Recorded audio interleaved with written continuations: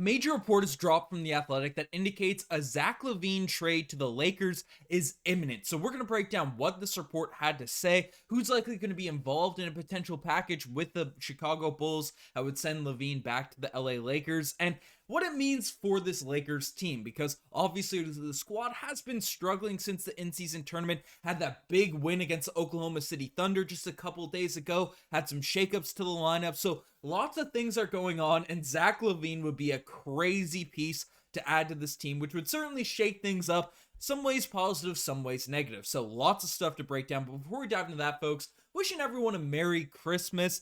Hoping everyone had some good meals, good times with their fam, and we're also pushing our goal, obviously a big milestone's Christmas. For New Year's, we're trying to hit that 1,000 subscriber mark, and we are very close, and over 90% of our viewers, close to 91% of our viewers, are not subscribed to the channel. So if you're interested in daily Lakers coverage, even on Christmas, then subscribe to Lakers Digest. It means the world to us as we march toward that 1,000 subscriber goal. But let's dive into the news, because this is pretty insane, this report that came out. Basically, a Chicago Bulls insider says that all signs are pointing to Zach LaVine eventually ending up with the Los Angeles Lakers. A deal for Zach LaVine is imminent, according to this Bulls insider from The Athletic. So that headline is pretty crazy, given the fact that a lot of Lakers fans aren't that interested in acquiring Zach LaVine, and obviously the Bulls are interested in picking up Austin Reaves in a potential package. We broke down sort of the developments on Lakers Digest here on the channel, so things seemed to like they were kind of fizzling out in terms of the potential Zach LaVine trade discussions. And obviously we played the Bulls a couple of days ago, and we see this image come out, of LeBron James, Zach LaVine hugging there, following post game. He was dapping up DeMar, dapping up Caruso, including Vucevic, and then also shared this pretty long hug, a kind of video. I don't have the full footage of the vid to pull up in this vid, but they were hugging for a long time. That sparked some interest. The rumors start to percolate once again, and then basically this report from The Athletic dives a lot deeper. Basically, according to Athletics, Darnell Mayberry, a deal for LaVine between Chicago and the Los Angeles Lakers may be imminent. The only hurdle is finding common ground on the assets the Bulls would receive in return for LaVine. All signs are pointing to these teams eventually finding common ground, and obviously things need to work out in terms of giving players back to the Bulls in order for them to accept. But basically the report goes on to say, for LaVine specifically, I think the Lakers would have to consider a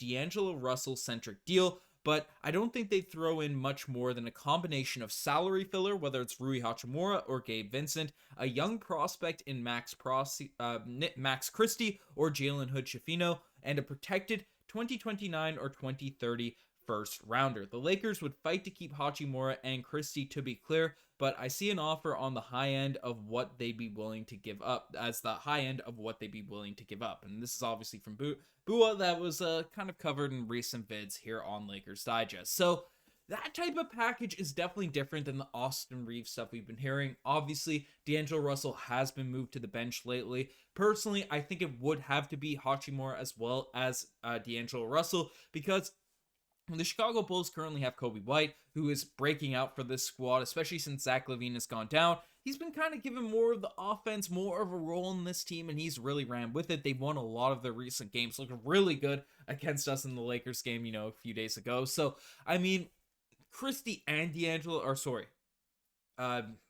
goodness gracious, D'Angelo Russell as well as Gabe Vincent. His name is slipping my brain because he's been out so much this season for the LA Lakers. I don't think they'd want 2 point guards back, especially where Vincent has that multi-year contract. So I think they'd want Hachimura. They'd want players that are a little bit win now, but also sort of aren't overbearing on the offense, can kind of let them keep doing what they're doing up there in Chicago, because they're kind of working out right now as of late. So I think, D'Lo, Hachimura, the draft picks, maybe Hood-Schifino, we'll see if we can keep Max Christie, but, that's the type of package that I could see being kind of reasonable for this Lakers team. And there's two hands in this, how you feel about this potential deal going down, because again, there's that relationship with LeBron, obviously clutch and stuff. And then Zach LaVine is a guy, 21 points per game, 5 rebounds, 3 assists this season, has dealt with some injuries as well, but is only 29 years old. So he's a guy that's not going to be just completely washed. It's one of those win now guys, older LeBron fellows that you're picking in to just have 1 or 2 years. Zach LaVine will be a star player for the foreseeable future. But again, injuries have derailed him a bit. His efficiency's gone down tiny bit. Doesn't dunk as as much as he did a few seasons ago, but can certainly shoot the basketball and will be an immediate floor spacer for this Lakers team. Now, when we heard these rumors start to percolate, I wasn't that bought in. And pretty well everyone here at Lakers thought just wasn't that bought in a potential deal going down, because again, we thought, hey, one, Austin Reaves would probably have to be involved in a trade, which I'm not that interested in. Two, the Lakers are sort of built on defense. They're a squad that defensively, they separate themselves. That's what ended up winning us a championship a couple seasons ago, back with the Dwight Howard, JaVale McGee, that sort of era in the bubble. But, defensively is what's going to prove this squad to be elite. And Zach LaVine is not going to help on that end of the floor. But there are certain trade-offs. There are certain things that you have to look at. And personally, looking at a sort of backline of D'Angelo Russell, Zach LaVine, as well as LeBron James just didn't really make sense. So it wasn't that sort of an attractive an offer. But now, if we're moving LeBron James to the point guard full-time, if that's sort of the route, if that's the direction this team ends up going, our current starting lineup, I mean, we can look at it for the starting lineup in this game, right? LeBron, Anthony Davis, Jared Vanderbilt, Taurean Prince, and Cam Reddish. If we're just slipping Zach LaVine in there for Cam Reddish, I get the defense. I get all that stuff from Cam Reddish there as a starter.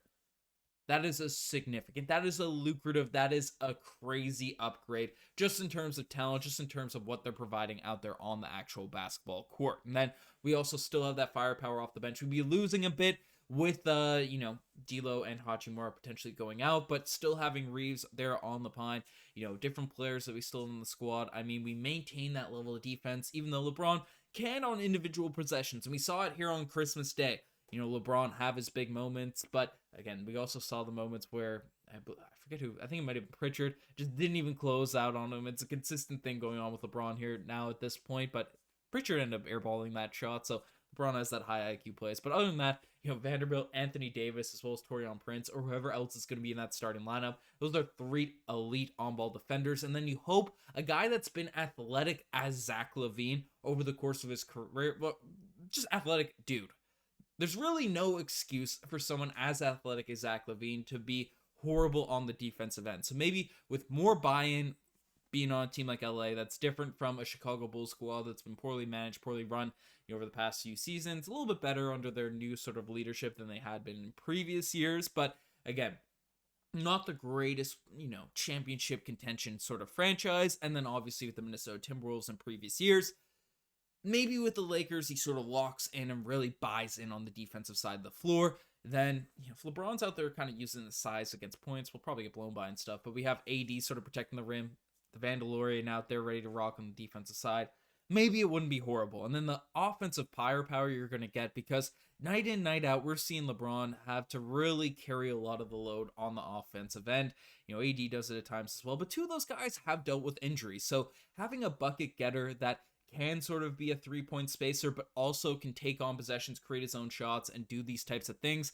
In certain nights where LeBron wants to take some games off or rest, LaVine can really be just a single number one option in terms of the offensive end. Obviously, the playoffs, the ball should run through LeBron James, should run through Anthony Davis, but it's sort of the ideal world of Russell Westbrook. Russell Westbrook obviously didn't work out for a multitude of reasons, but, night in, night out, you'll be able to sort of rely on a LaVine a little bit more. You can count on LaVine a little bit more to get you buckets than you might, D'Angelo Russell or whoever the hell's we have in the starting lineup. But let me know what you guys think about this sort of news. A deal, the wording of imminent seems a little bit crazy.